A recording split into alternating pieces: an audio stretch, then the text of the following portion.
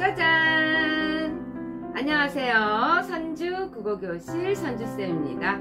오늘은 저와 함께 문장의 짜임과 구조, 기출문제를 풀어보도록 하겠습니다. 준비되셨나요? 출발!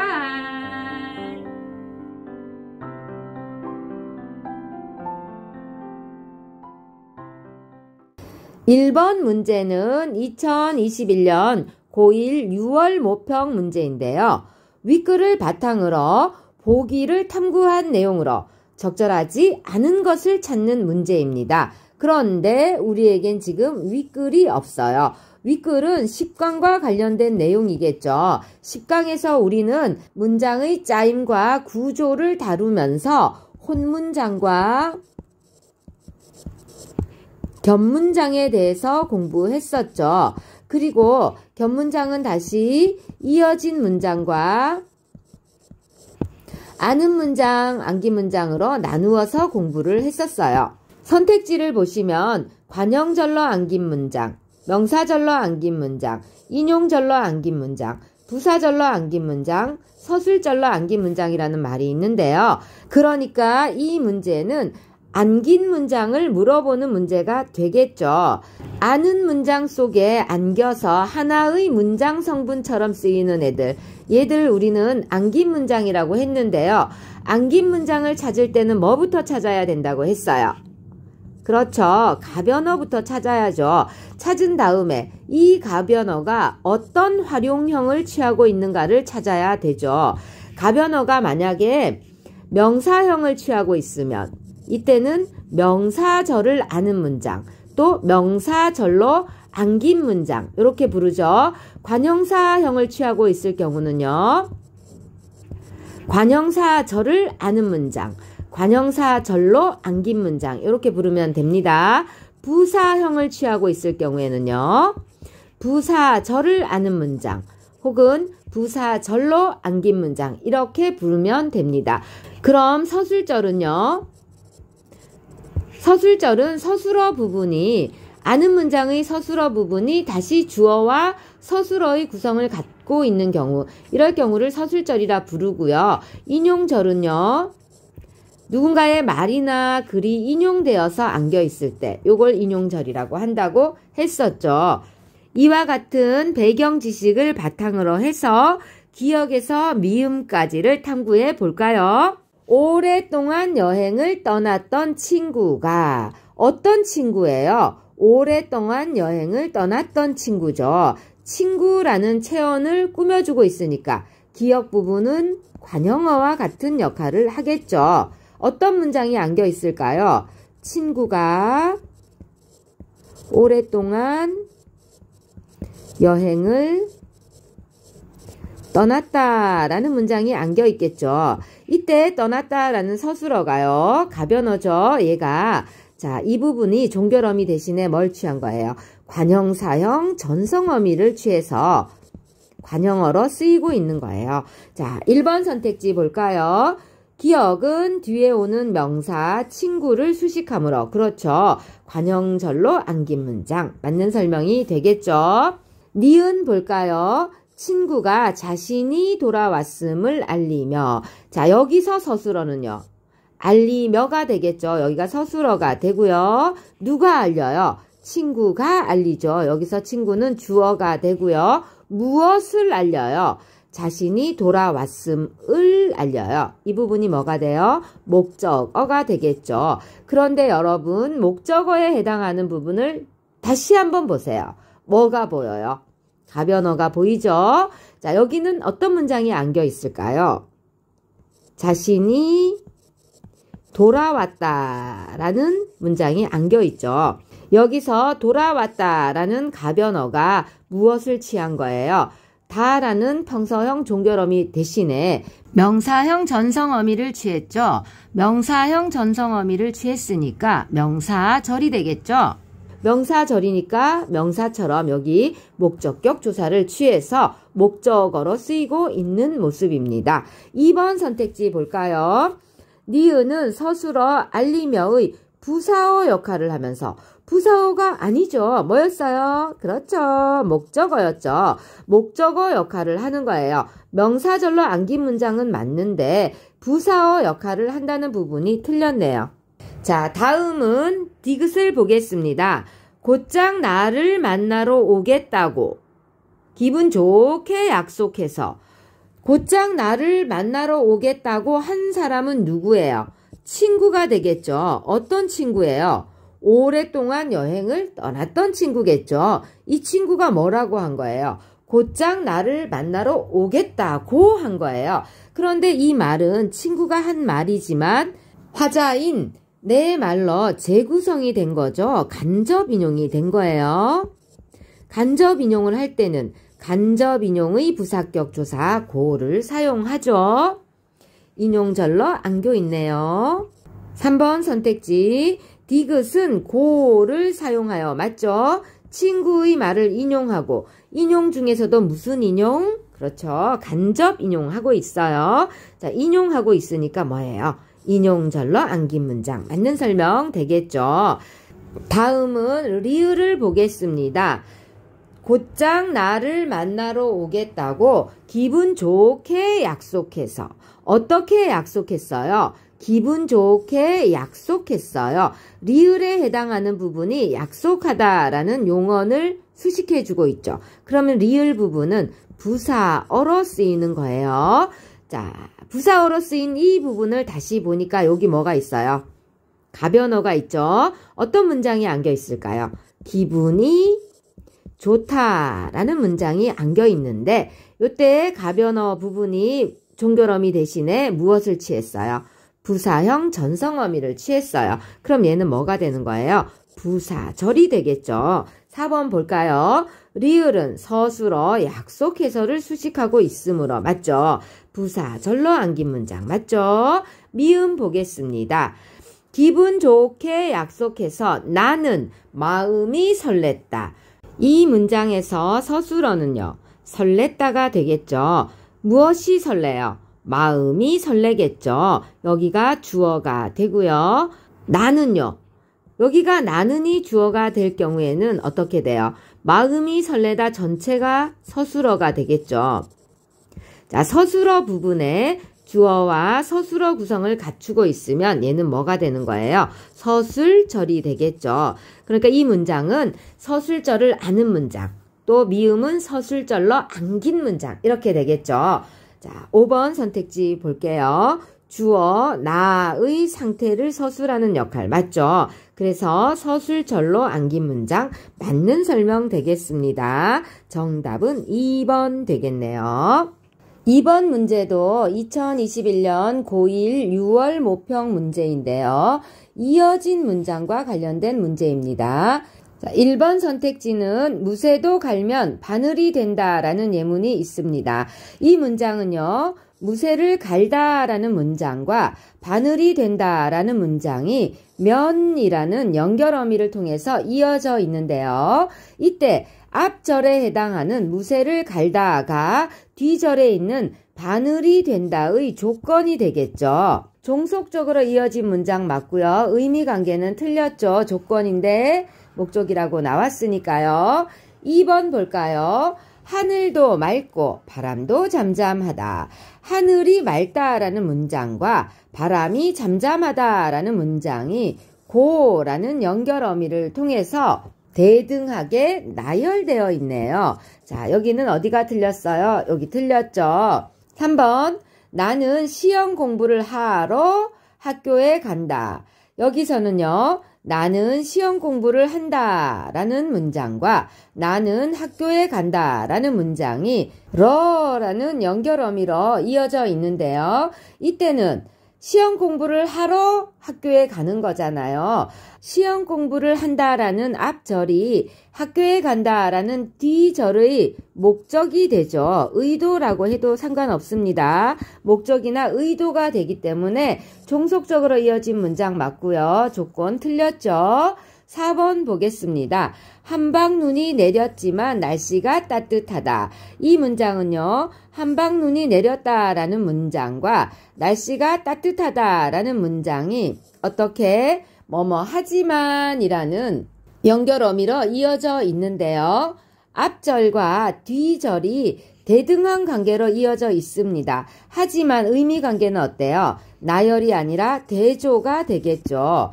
자, 5번 보겠습니다. 갑자기 문이 열려서 사람들이 놀랐다. 이 문장은요, 갑자기 문이 열렸다라는 문장과 사람들이 놀랐다라는 문장이 어서라는 연결어미로 이어져 있는 문장입니다. 이때 문이 열렸다라는 앞절이 사람들이 놀랐다라는 뒤절의 원인이 되고 있죠.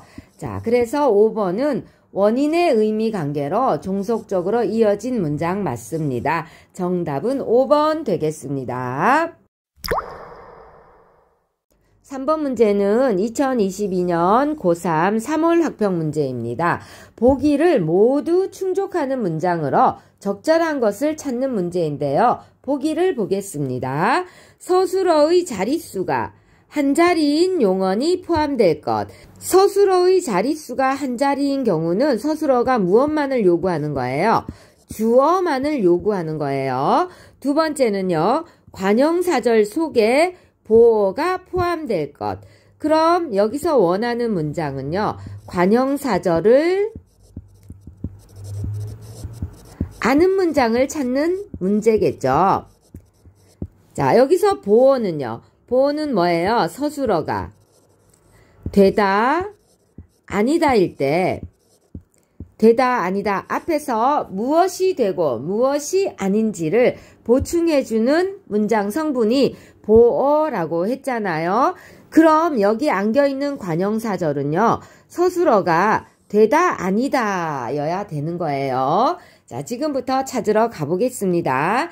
1번 선택지, 화단도 아닌 곳에 진달래 꽃이 피었다. 서술어는요, 피었다가 되겠죠. 이때 피었다라는 서술어는요, 무엇이 피었는지만을 요구하죠. 한 자리 서술어 맞습니다. 무엇이 피었나요? 진달래 꽃이 피었죠. 여기가 주어가 되고요. 어디에 피었어요? 어떠어떠한 곳에 피었어요. 이 부분이 부사어가 되고요. 어떤 곳에 피었어요? 화단도 아닌 곳에 피었죠. 자, 이때 화단도 아닌에 해당하는 이 부분은요, 곳이라는 의존명사를 수식해주고 있어요. 그렇기 때문에 관형어로 기능한다. 이렇게 봐야 되겠죠. 그리고 관형어로 기능하는 이 부분을 보니까 둘 이상의 단어가 모였죠. 그러면 구 아니면 절인데 가만히 보니까 어떤 문장이 안겨 있나요?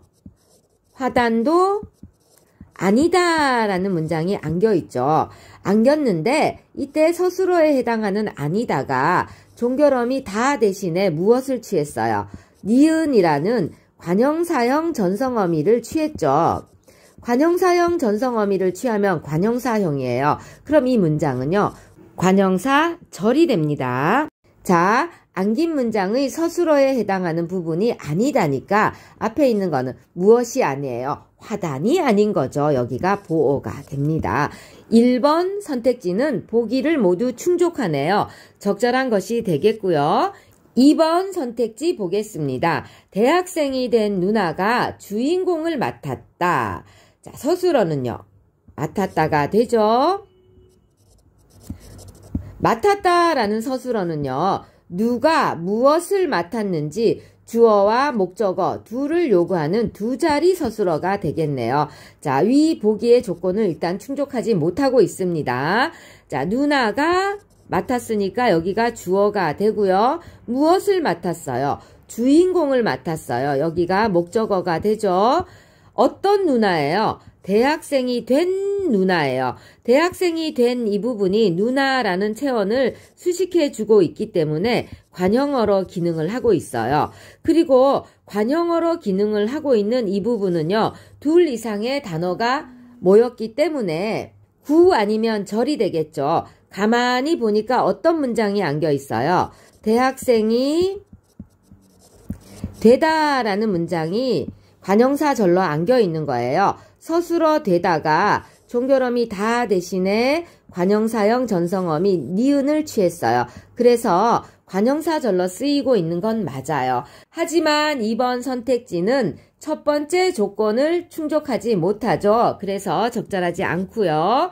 3번 선택지 학생이었던 삼촌은 40살이 되었다. 이 문장에서 서술어는요. 되었다가 되겠죠. 서술어에 해당하는 이 되었다는요. 누가 무엇이 되었는지를 반드시 요구해요. 그러면 얘는 두 자리 서술어가 되겠죠. 첫 번째 조건을 충족하고 있지 못합니다. 누가 되었나요? 삼촌이 되었죠. 여기가 주어가 되고요. 무엇이 되었어요?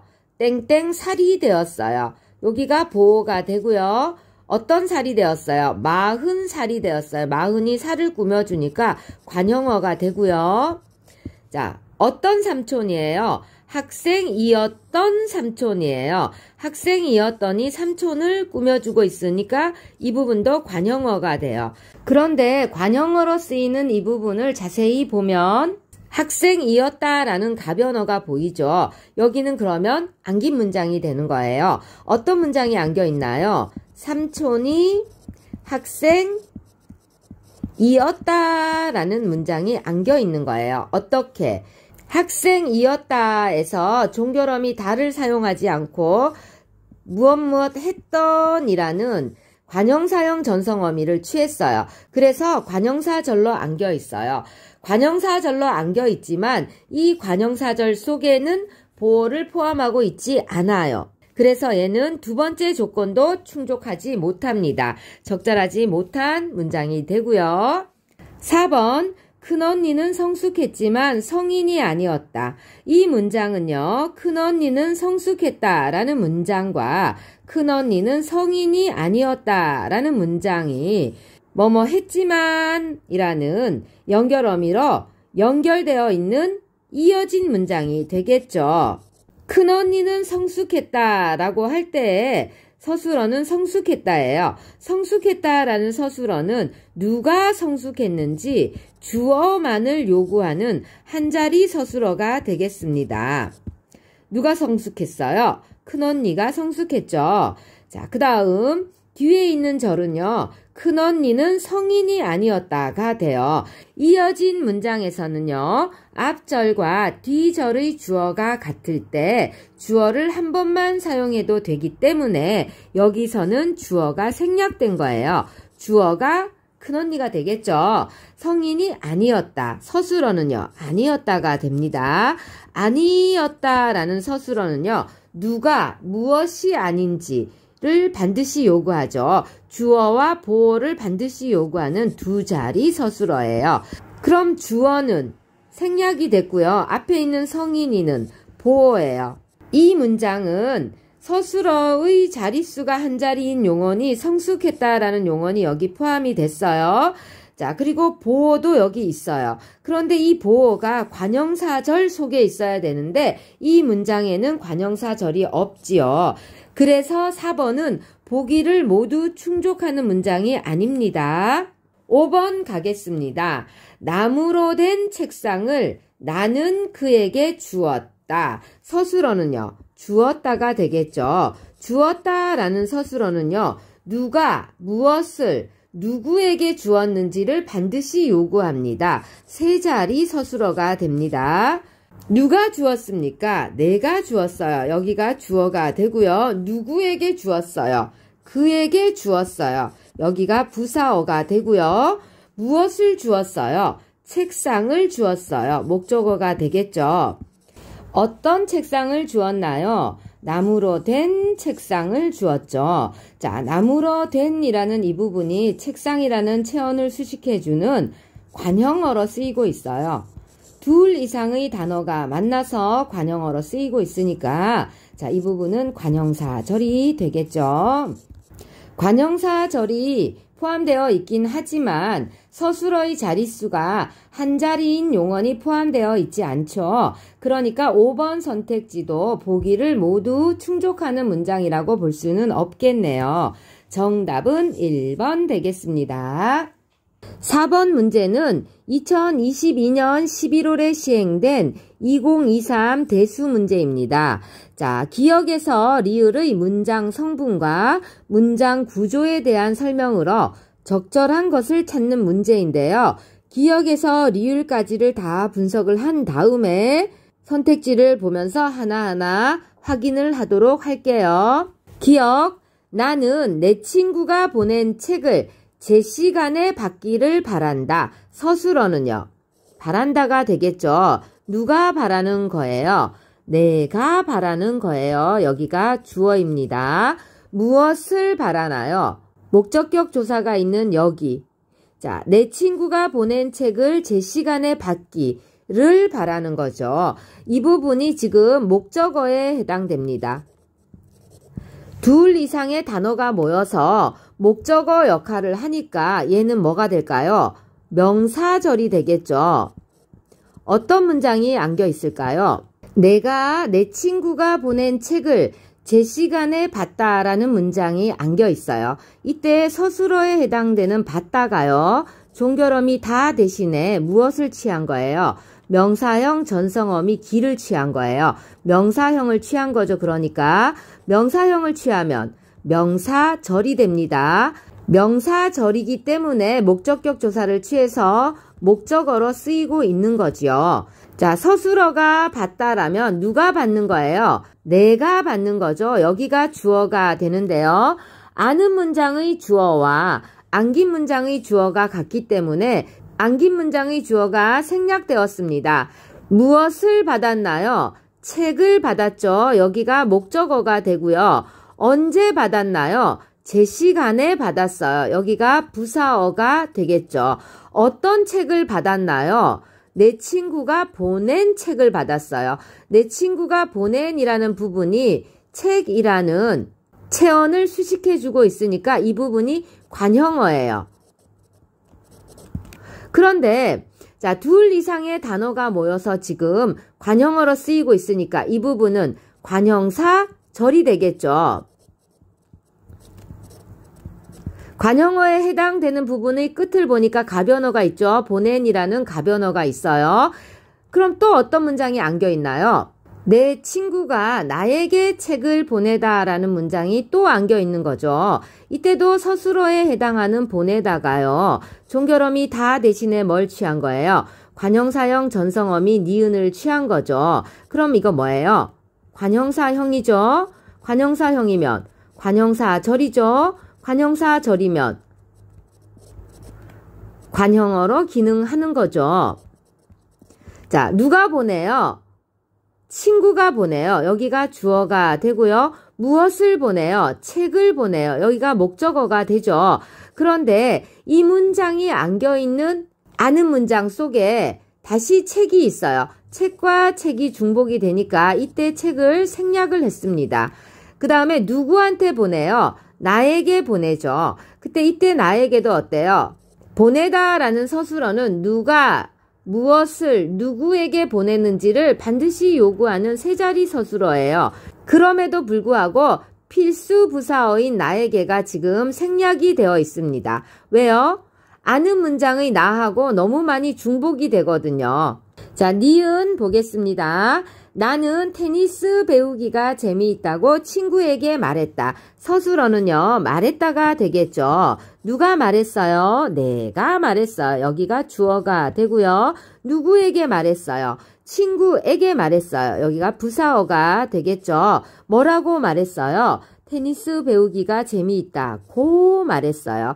자, 간접인용격 조사가 쓰였으니까 이 문장은 인용절이 되겠네요. 그렇죠? 자, 그런데 인용절을 다시 보면은 가변어가 있어요. 어디 있나요? 여기 있죠. 배우다라는 가변어가 보이죠. 자, 그러면 이 부분은요. 어떤 문장이 안겨 있을까요? 내가 테니스를 배우다라는 문장이 안겨 있어요. 서술어에 해당하는 배우다가 종결어미 다가 아니라 무엇을 취한 거예요?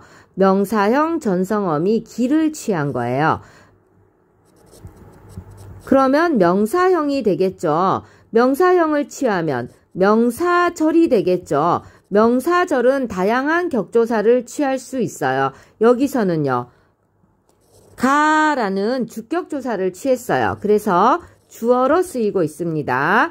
배우다의 주체는 내가 되겠죠. 여기가 주어가 되는데요. 아는 문장의 나와 안긴 문장의 나가 같아요. 그러면 안긴 문장의 내가라는 주어가 생략되겠죠. 그래서 테니스 배우기가 재미있다. 그 친구에게 말했다처럼 되는 거예요. 디귿 보겠습니다. 이 식당은 우리 가족이 점심을 먹은 식당이 아니다. 서술어는요. 아니다가 되겠죠.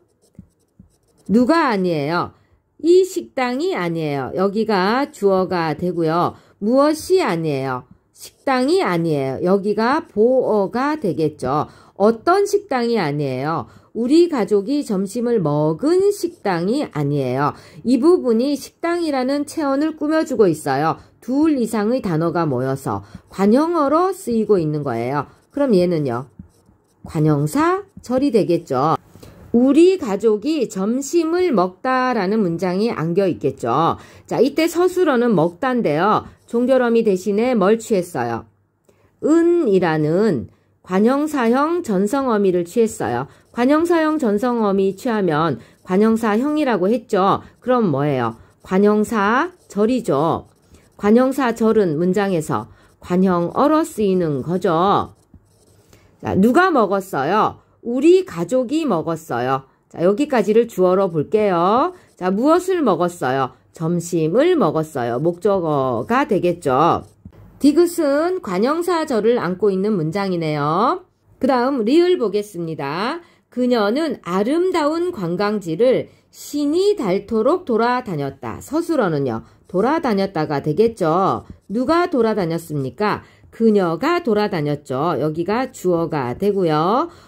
어디를 돌아다녔어요? 관광지를 돌아다녔어요. 여기가 목적어가 되고요. 자, 어떤 관광지를 돌아다녔어요? 아름다운 관광지를 돌아다녔죠. 아름다운은 관형어로 쓰이고 있는데요. 가만히 보니까 어때요? 가변어죠. 그럼 어떤 문장이 안겨 있을까요? 관광지가 아름답다라는 문장이 안겨 있겠죠. 서술어에 해당하는 아름답다가 아름다운이라는 관형사형을 취한 거예요.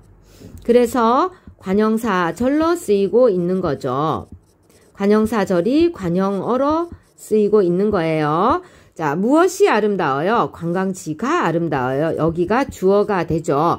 그런데 자, 안긴 문장의 관광지와 아는 문장의 관광지, 목적어인 관광지가 중복이 됩니다. 그래서 안긴 문장의 관광지가 지금 생략이 되었습니다.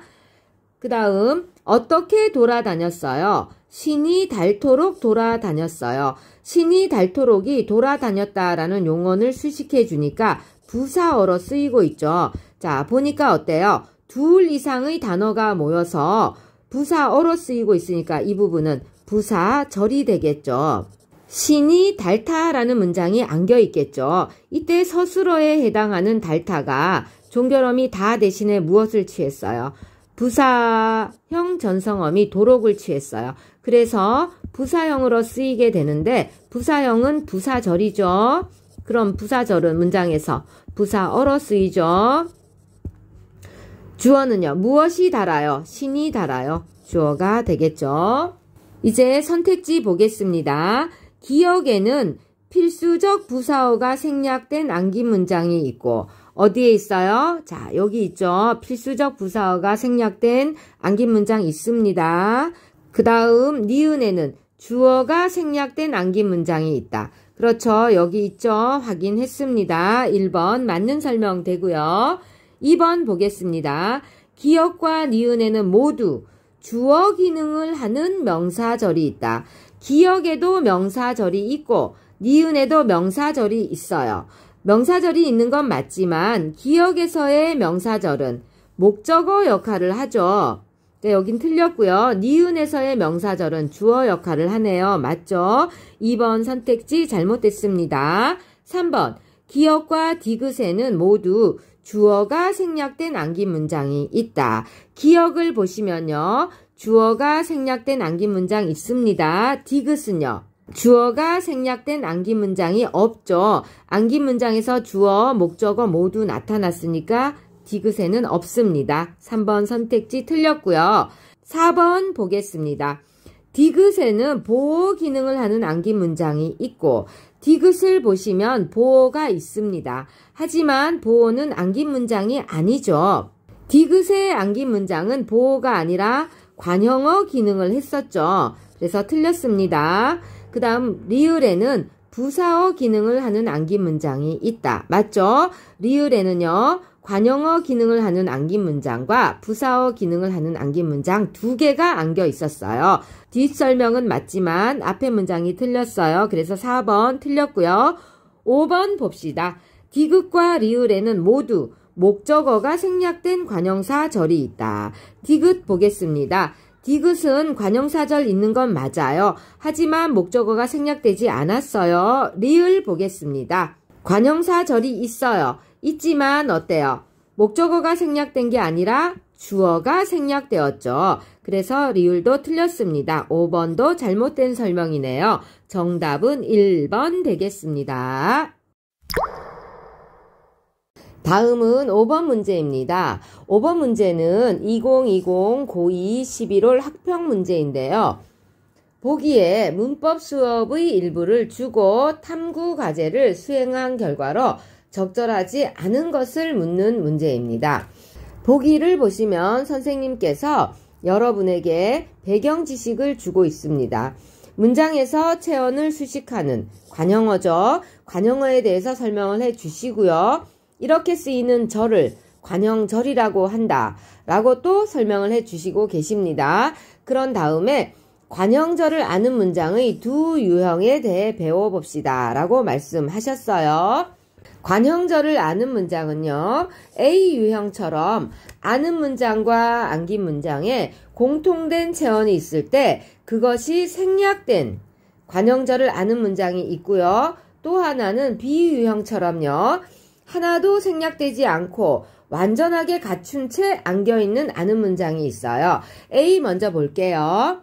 내가 책을 읽는다 라는 문장이 형이 책을 가져갔다 라는 문장 속에 안길 때 책을 두 개가 중복되죠. 이럴 경우에는요. 안긴 문장의 그것을 생략합니다. 그래서 A와 같이 형이 내가 읽는 책을 가져갔다와 같이 나타납니다. 자, 두 번째는요. B 유형인데요.